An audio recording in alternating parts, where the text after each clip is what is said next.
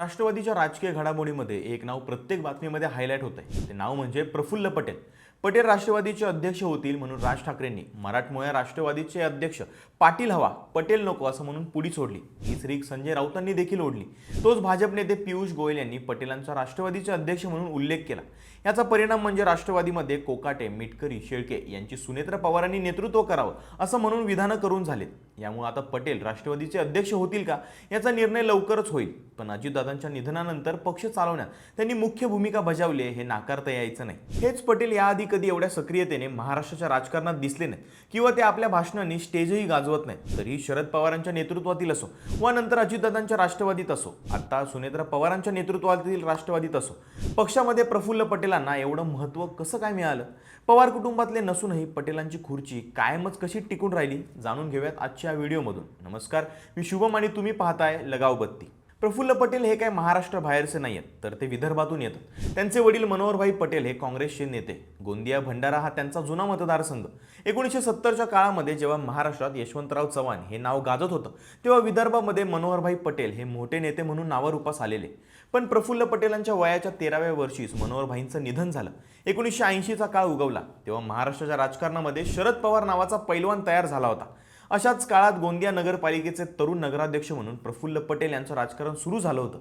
पुढे पवार मुख्यमंत्री झाले तेव्हा शरद पवारांच्या आजूबाजूला प्रफुल्ल पटेल आणि दुसरे म्हणजे सुरेश कलमाडी यांचा वावर असायचा. पुढे पवार आणि कलमाडी यांच्यामध्ये अंतर आलं, पण पटेलांनी पवारांच्या सोबत राहण्याचा निर्णय केला. त्याचा लाभही पटेलांना मिळाला, तो अवघ्या 33व्या वर्षाच्या वयात. 1991च्या लोकसभा निवडणुकीमध्ये पवारांनी पटेलांना गोंदिया लोकसभा मतदारसंघातून उमेदवारी दिली. पटेलांनी देखील जागा निवडून आणली आणि खासदार बनले. पुढे पवारांच्या दिल्लीतल्या त्यांच्या वास्तव्यामध्ये खासदार प्रफुल्ल पटेल हे सावलीप्रमाणे त्यांच्या पाठीशी होते.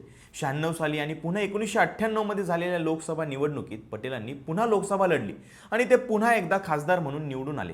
या काळामध्ये विज्ञान आणि तंत्रज्ञान कमिटीवर, अर्थ विभागाच्या कमिटीवर, उड्डाण मंत्रालयाच्या कमिटीवर सदस्य म्हणून पटेलांची वर्णी ही शरद पवार लावत गेले. तसं पटेलांचं दिल्लीमधलं स्थान हे मजबूत होत गेलं. मग शरद पवारांनी राष्ट्रवादी काँग्रेस पक्षाची स्थापना केली तेव्हा या नव्या पक्षाच्या पॉलिटिकल मॅनेजरची जबाबदारी पवारांनी प्रफुल्ल पटेलांना दिली. शरद पवारांसोबत राष्ट्रवादी काँग्रेसमध्ये सामील झाल्यामुळे प्रफुल्ल पटेलांना आपली खासदारकी गमवावी लागली होती. त्यामुळे पटेलांच्या खासदारकीची सोय पवारांनी राज्यसभेत करून ठेवली. 1999 साली राज्यसभा निवडणुकीमध्ये त्यांचा पराभव झाला, पण 2000 साली पटेल राज्यसभेत पोहोचले. मग 2004ची लोकसभा निवडणूक आली. पवारांनी पटेलांना पुन्हा लोकसभेला उतरवलं, पण त्यांना भाजप उमेदवार शिशुपाल पाटले यांनी धूळ चारली. पण या सलग दुसऱ्या पराभवाचा पटेलांच्या राजकीय कारकिर्दीवर कसलाही परिणाम झाला नाही, कारण पवारांनी आपल्या लाडक्या पटेलांना राज्यसभेवर पाठवलं. इतकंच नाही तर त्यांना नागरी उड्डाण मंत्रालयाचा राज्यमंत्री बनवलं. पुन्हा 2009 साली झालेल्या लोकसभा निवडणुकीमध्ये पटेल निवडून आले आणि लोकसभेमध्ये पोहोचले. तेव्हा पवारांनी पटेलांना अवजड उद्योग मंत्री व सार्वजनिक उद्योग मंत्री पदाच्या कॅबिनेटपदी प्रमोशन केलं. आता पटेल दिल्लीच्या राजकारणामध्ये सेटल झाले, पण त्यांचा 2014 साली भाजपकडून लढणाऱ्या नाना पटोलेंनी मोठा पराभव केला. पण लोकसभेमध्ये पराभव झाला की राष्ट्रवादी ठरल्याप्रमाणे पटेलांना पुन्हा राज्यसभेवर पाठवत असते. आधी शरद पवारांनी मग अजित पवारांनी पटेलांना कधी रिकामं बसू दिलं नाही. मागच्या दाराने का होईना दोन्ही पवारांनी पटेलांना दिल्लीच्या राजकारणात ठेवलं. का तर पक्षाचा राष्ट्रीय नेता म्हणून एक चेहरा डेडिकेटेडली दिल्लीत ऍक्टिव्ह ठेवला, म्हणून ते अजूनही राष्ट्रवादीचे राष्ट्रीय नेते म्हणले जातात. राष्ट्रवादी एकसंध असताना प्रफुल्ल पटेल हे पक्षाचे राष्ट्रीय उपाध्यक्ष होते.